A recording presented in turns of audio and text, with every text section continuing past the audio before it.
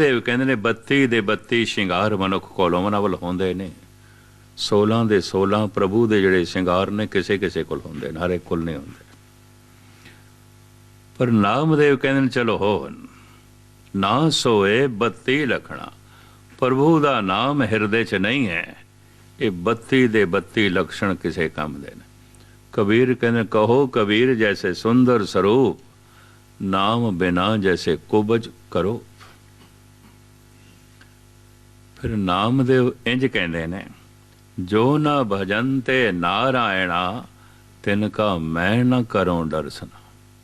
हे प्रभु, जो तेरा नाम नहीं जपदे, मैनू इन्हां तो डर लगदा, मेरे मत्थे ना लाए, मैं दर्शन नहीं करना चाहता। बाबा फरीद भी कहते हैं फरीदा तिन्ना मुख डरावणे, जिन्हां विसारियो ना। अगे दुख घनेरिया ऐथे ठौर न ठा।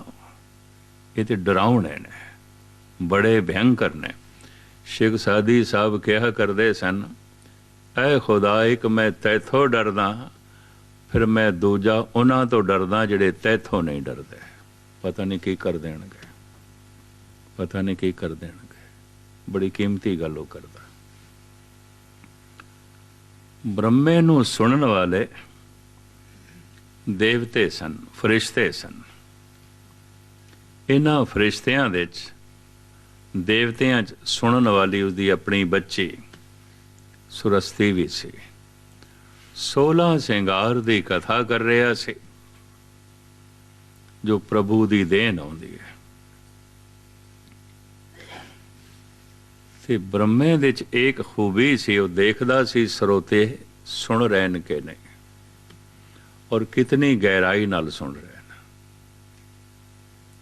फिर उसकी निगाह अपनी बच्ची ते चली गई।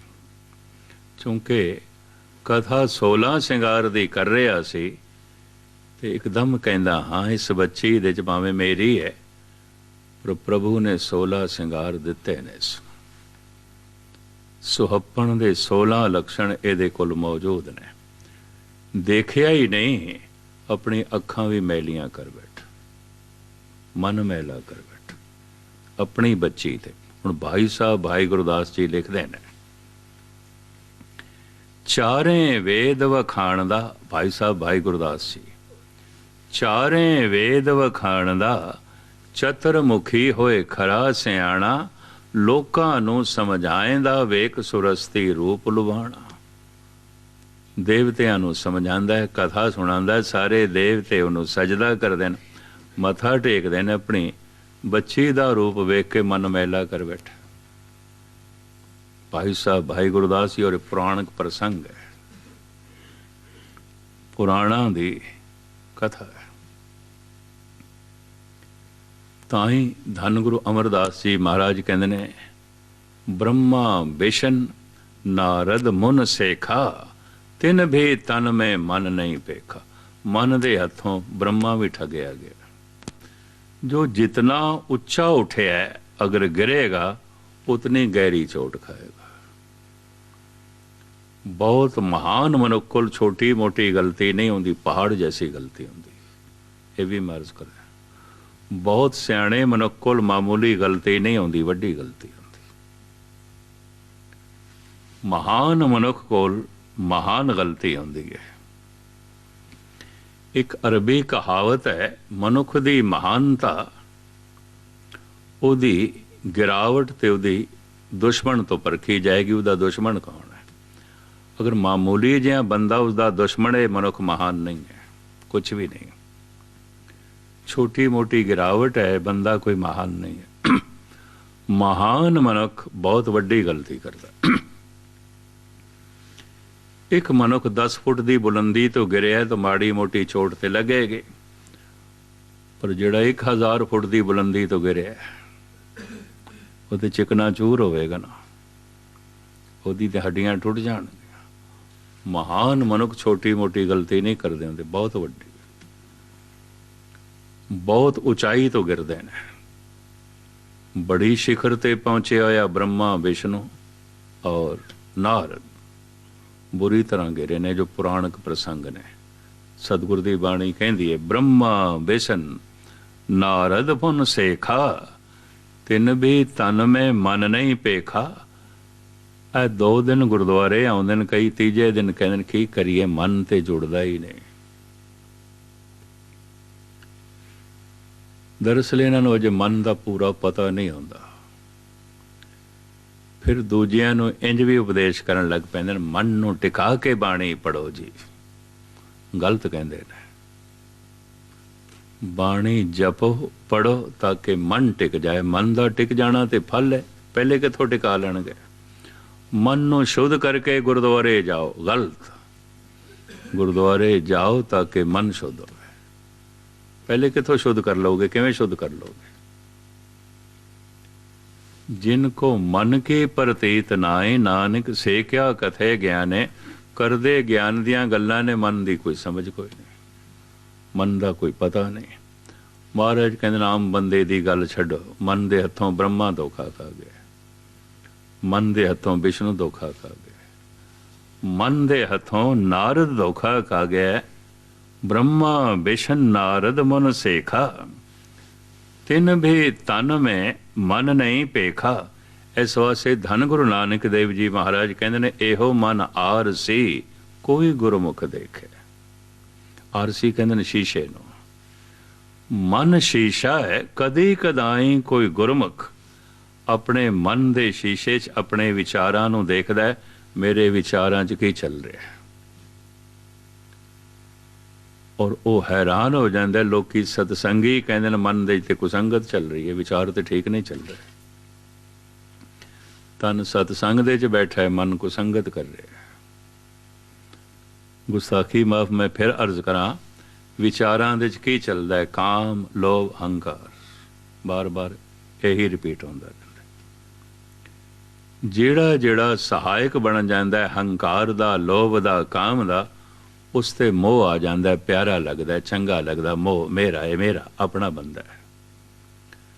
जेड़ा जेड़ा रुकावट खड़ी कर देंदा है अहंकार, लोभ ते काम दे उसते क्रोध आ जाता। क्रोध का मतलब की है, किसी ने हंकार पूर्ति दे, किसी ने लोभ पूर्ति दे, किसी ने काम पूर्ति दे रुकावट खड़ी की है, वरना क्रोध का कोई मतलब ही नहीं। क्रोध का बीज है, बिना किसी बीज तो नहीं पैदा होता, ये भी मैं अर्ज कर दें। मोह का बीज है, बिना किसी बीज तो मोह नहीं पैदा होता। मूल रूप दे जो विचारां च चलदा है, ये 3 चलते हैं, काम लोभ अहंकार। जिस जिस तो पूर्ति हो जाए उसते मोह आ जाता है, जिस जिस तो रुकावट खड़ी हो जाए उसते क्रोध आ जाता है। इन्नी गल है और कुछ भी नहीं। पर इस चीज़ का किसनों पता चलता है, जिहड़ा अपना मन वेखदा है। एहो मन आरसी कोई गुरमुख देखे। कदी कदाई कोई गुरमुख जो अपने नेड़े आउंदा है, फिर अपने नेड़े ही नहीं आउंदा, अपने अंदर प्रवेश करता है, फिर उन्होंने पता चलता है मेरे विचारां च की चलदा है। लोकी गुरमुख कहंदे ने अंदर की चलदा पिया, लोकी सतसंगी कहंदे ने विचारां च की चलदा पिया, लोकी महान गुरमुख कहंदे ने अंदर की हो रहा है। अंदर तक अपनी पहुँच हो सकती है, समाज की पहुँच कोई नहीं, कानून की पहुँच कोई नहीं। इत्थे बैठा बैठा भी अंदर गलत चल सकता है। कोई समाज की पहुँच नहीं है, कोई कानून की पहुँच नहीं है, किसी की पहुँच नहीं है। अपनी पहुँच हो सकती है या परमात्मा की पहुँच है। तो परमात्मा तो कोई भय खांदा ना होवे, ते आप अंदर झात मारदा ना होवे, तो जीवन भरे गलत अनर्थ चलता रहता है, चलता रहता है। मन दे तल ते कुसंगत चलती रहती। एहो मन आरसी कोई गुरमुख देख। मन शीशा है, कदी कदाई कोई गुरमुख देखदा है। इस संबंधी थोड़ा जिहा मैं होर स्पष्ट कर दें ताकि गल पूरी समझ दे च आ जाए। जैसे घर हर नाकश दैंत दे कव्वल कलर भगत प्रहलाद। महाराज कहते कलरी धरती दे कमल दा फुल पैदा हो गया। प्रहलाद हरनाकश दे घर दैंत दे घर माँ उसकी देवी सी, सारी प्रेरणा उसने माँ तो ली सी। पिता ते दुष्ट सी बिल्कुल, हरनाकश। ध्रुव ने भी मां तो प्रेरणा ली। मां ने कहा सी परमेश्वर आराधिए जिदों होइए पतित पुनीत। मां ने प्रेरणा सी, प्यो ते उदा भी कुछ नहीं सी। ये भी मैं अर्ज करते हैं। औरंगजेब जिवें हरनाकश दे घर प्रहलाद पैदा हो गया, औरंगजेब दे घर जेबुल नसा पैदा हो गई सी। विद्वान शायद आपनों पता होवे, कुछ उपनिषदां दा तर्जमा इसने पर्शियन दे च कीता सी, नज़म दे च। ईरान दे सूफी फकीरां दा कलाम उसने संस्कृत दे च अनुवाद कीता सी। इहदियां लिखतां लखनऊ म्यूजियम दे च पईयां ने। उस तो पता चलदा है ये कितने विद्वान सी। औरंगजेब ने अपने तिन्ने भरा मार दिते सन, भतीजे मार दिते सन। प्यो नूं कैद कीता सी, जेल दे चों तड़प तड़प के मरिया। वड्डी भैण जहां आरा जद उसनों पता चलिया, औरंगजेब ने छोटे भरा दारे नूं भी मार दिता है। शुजा नूं ते मार बैठा सी, मुराद नूं मार दिता सी। छोटा भरा सी दारा, उसनूं भी मारिया, बुरी तरह कतल कीता। भैण नूं ओ भरा बड़ा प्यारा सी जहां आरा नूं। क्यों? सूफी ख्यालों का सी, शायर भी सी, विद्वान बड़ा सी, विद्वान लोगों की संगत करता सी, दानी बड़ा सी। इहदा नाम बड़ा सी फकीरां दे च, धार्मिक दुनिया च। जिस वक्त उसनूं मार दिता, कतल कर दिता, ते जहां आरा नूं पता चलिया, औरंगजेब दे कोल आई। 5-10 ते पहले उसने कड़वियां गालां कढ़ियां। क्रोध च भरी हुई सी, इस बिरा नाल प्यार बड़ा सी, मोह बड़ा सी। खिच के थप्पड़ मारन लगी। औरंगजेब नूं वड्डी सी, भैण मां दी थां ते सी, वड्डी सी काफ़ी। औरंगजेब ने उसनूं गुत्तों पकड़िया, घसीट के लै गया। जिस कमरे दे प्यो नूं जेल दे च पाया सी, आगरे दे च नाल दे कमरे च इहनूं बंद कीता। 7 साल जेल दे च रही है। भैण भतीजे कतल कर दिते, भरा कतल कर दिते। प्यो नूं जेल दे च पाया, तड़पा के मारिया। भैण नूं भी जेल दे च पाया। लड़की सी जेबुल नसादी दा तहिया कर लिया इसने, एदी मैं शादी नहीं करनी। क्यों? किधरे जवाई मेरे कोल तख्त ना खो लवे, तो शादी नहीं की थी। जेबुल नसा ता जिंदगी कुआरी रही है। पुत्र बहादुर शाह जब जरा जवान होया, उन्होंने जेल दे घर दे नज़र बंद किया, मतलब महल तो बाहर नहीं निकल सकता, जिन्होंने हाउस अरेस्ट कहते हैं।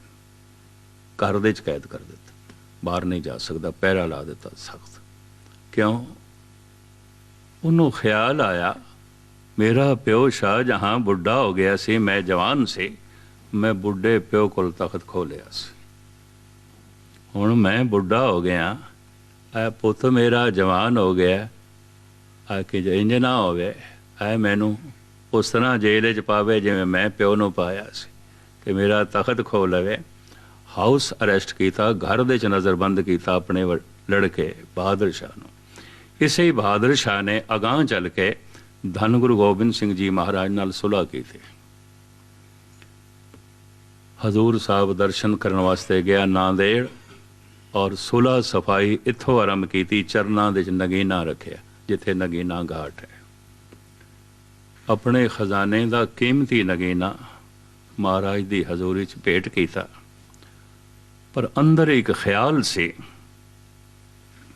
कि इस तरह की कीमती चीज़ अज तक सतगुरु नूं किसी ने भेंट नहीं की होनी।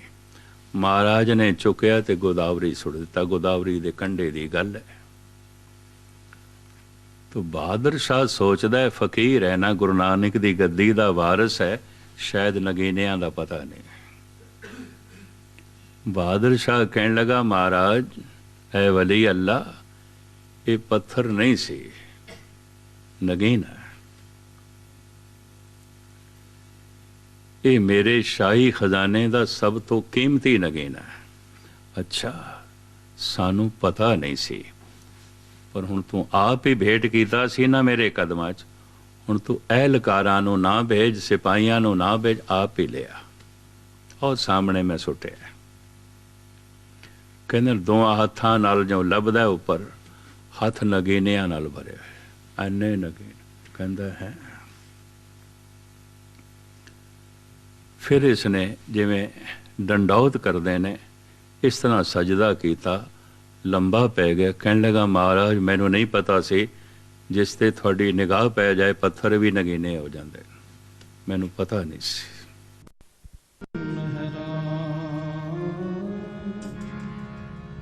ਮਨ ਮਹਿਰਾ ਰਾਮ ਨਾਮ